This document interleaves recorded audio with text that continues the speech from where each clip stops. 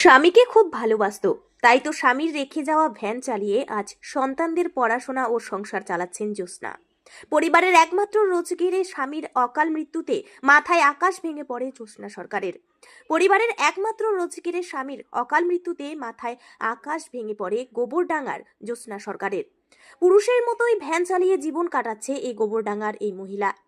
Van চালানোর জন্য রাত বেরাতে অনেক কটূক্তি এবং কুপ্রস্তাব শুনতে হয় তাকে। মনে অদম্য সাহস নিয়ে তবুও এগিয়ে চলে জ্যোৎস্না সরকার। তার মাথায় অনেক দায়িত্ব, নিজের জীবন, সংসার, সন্তানদের পড়াশোনা। কিছু শকুনের মতো চোখ তার যাত্রাপথে অনেক সময় বাধা হয়ে দাঁড়ায়। তবুও মনে অনেক সাহস নিয়ে জীবন যুদ্ধে এগিয়ে চলেছে জ্যোৎস্না। ভ্যান চালানোর জন্য কোনো ভ্যান স্ট্যান্ডে দাঁড়ানোর জায়গা পায়নি সে। দূরে অলিগলির মুখে দাঁড়িয়ে থেকে যাত্রী ও পণ্য পরিবহন করে জীবন চালাচ্ছে সে। সব দিন যে তার খুব বেশি রোজগার হয় তা নয়, মাঝে মাঝে খালি হাতেও তাকে ফিরতে হয় ঘরে। এই করুণ পরিস্থিতিতে দাঁড়িয়ে প্রশাসনের কাছে তার আবেদন, যদি তাকে ভ্যান স্ট্যান্ডে ভ্যান নিয়ে দাঁড়ানোর একটু ব্যবস্থা করে দেওয়া হয়, তাহলে দুবেলা দুমুঠো ভাত খেয়ে সন্তানদের নিয়ে বেঁচে থাকতে পারে সে। জীবন যুদ্ধে কোনোভাবেই হার মানতে রাজি নয় গোবরডাঙ্গার জ্যোৎস্না। অনুপ্রেরণা হয়ে থাকতে চায় সমাজের অন্য মায়েদের জন্য। জ্যোৎস্না সরকারের এই জীবন যুদ্ধের কথা শুনে তার পাশে দাঁড়াতে চায় গোবরডাঙ্গার বিশিষ্ট সমাজসেবী ও কাউন্সিলর বাসুদেব কুণ্ডু। তার এই পরিশ্রমকে কুর্নিশ জানিয়েছেন তিনি। বেছে নিলেন কেন? আমার স্বামী মারা গেছে 2 বছর হলো, সংসার চালাতে হয়, আমার একা মানুষ, মেয়েরা পড়াশুনো করে, তার জন্য কাজটা করি আমি। অনেক দূরে দূরে ভাড়ায় যাই, যে যেখানে বলে সেখানে যাই।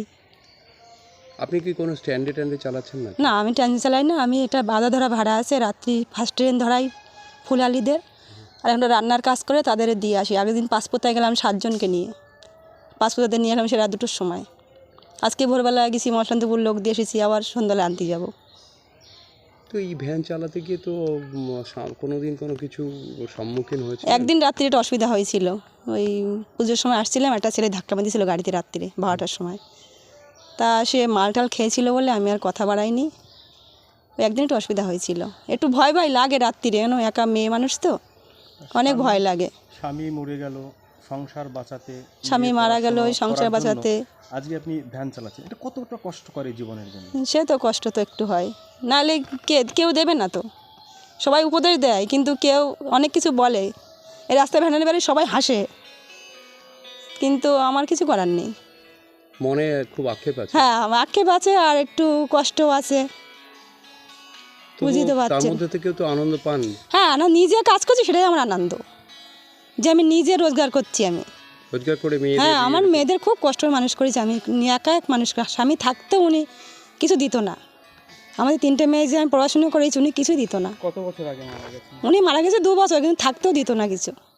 গন্ডগোল করে অশান্তি করতো, একটু আলাদা খেতো, এই করতো। আর আমি অনেক কষ্ট করে কাজ টাজ করে মাঠে ঘাটে যেখানে যা পারি সব কাজ করি। কিভাবে মারা গেছেন স্বামী? হার্ট অ্যাটাক হয়েছিল। তো জীবনের যে এই যে জীবনের লড়াই, এই লড়াইটা কিভাবে দেখছেন, কিভাবে দেখছি একটু কষ্ট হয়, কিন্তু কষ্ট করলেও ভালো লাগে, যে রাত বিরাত কাজ করি। রাত্রি তো বেড়াই, 2:20-তে উঠি আমি, স্টেশনে ফুলালি নিয়ে যাই। একজন মহিলা হয়ে পুরুষরা যে ভ্যানটা চালায় সেই ভ্যানটা চালাচ্ছেন, সমাজ থেকে অনেক বিদ্রুপ শুনতে হয় না? হ্যাঁ, কত কিছু বলে, ওই স্টেশনে বলে তুমি ভ্যান চালাও কেন, আমাদের মান সম্মান থাকে না। এই যে পরশুদিন গোডনা বাজারে গেলাম, ভ্যান চাকার থেকে কে সব খুলে ফেলে দিল, ভলটেপ খুলে ফেলেছে দুটোই, মানে হিংসা করে। এই তো 3 দিন আগে গোবরডাঙ্গা বাজারে 600 টাকা খরচ হলো ঠিক করতে। তবু আমি পিছাই না, যে ওরা ভাবে কি মেয়ে মানুষ বললে কি আমরা কিছু করতে পারি না। আমার প্রচুর সাহস আছে।